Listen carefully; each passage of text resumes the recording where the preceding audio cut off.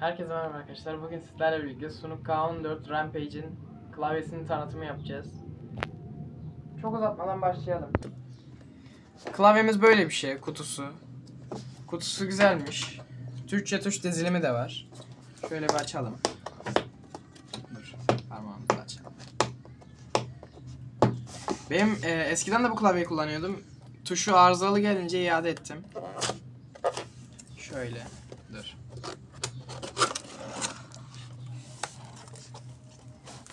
Zarar görmesin diye süngerimiz falan var. Şöyle çıkartalım. Blue switch bu arada klavyemiz. Tamamen mekanik. Şöyle poşetinden çıkartalım.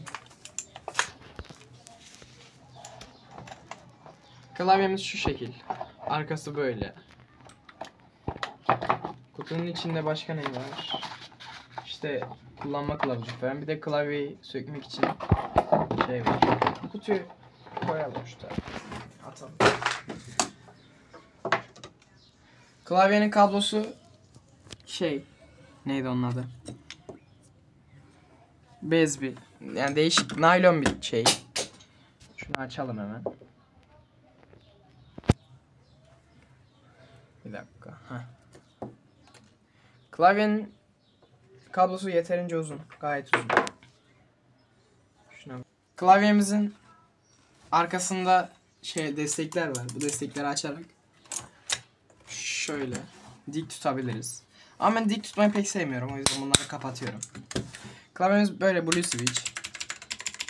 Tam bir fiyat performans ürünü. Tuşlarımız böyle. Gayet iyi. Bir de takalım, çalıştıralım. Dur. Ama klavyeyi çeksin. Klavye. Bir saniye şunu kablosunu bulayım.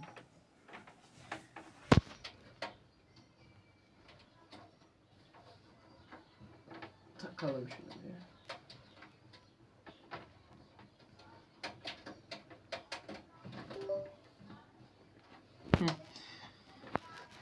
Klavyemiz şöyle. Işıkları gayet güzel. Şimdi bunun modları falan var. Onlara bakalım isterseniz. FN artı INS. Böyle olunca tamamen ışıklar kapanıyor. Tekrar basınca şöyle kapanıp açılıyor ışıklar. Böyle zaten sabit. Şimdi FN artı home basarsak böyle her bastığımızda ışıklar geliyor. Tekrar basarsak o sıranın kendisi geliyor sadece. Tekrar basarsak sadece bastığımız tuş geliyor.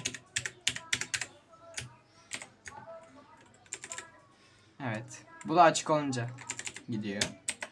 FN artı page up basarsak sıra sıra böyle tuşlar geliyor gidiyor. Tekrardan basarsak yukarıdan aşağı. İşte böyle bu şekil modları var. FN artı end. Bu 6 tuş modu ayarlıyor. Bu da kafasına göre değişiyor. Benim en sevdiğim mod, kullandığım bir mod. Bir saniye.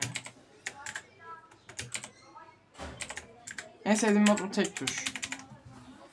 Klavyemiz gayet fiyat performans ürünü dediğim gibi. Almanızı tavsiye ederim. Sunuk K14 Rampage'in. Gayet iyi bir şey. Garanti belgemiz şu şekilde. Şöyle bakalım. Segment bilgisayar. Böyle güzel bir kağıt. Bir de sistemimizi uzaktan çekelim. Arkadaşlar sistemim şu şekilde. Gayet yakıştı. Zaten beyaz chill bir setup kullanıyordum. Şöyle. Gayet güzel. Güzel bir klavye. Klavyemizi çok güzel yapıyor. Yani iyi bir klavye. Zaten açıkladım size. Arkadaşlar bu videodan bu kadar. Tanıtımımız sona ermiştir.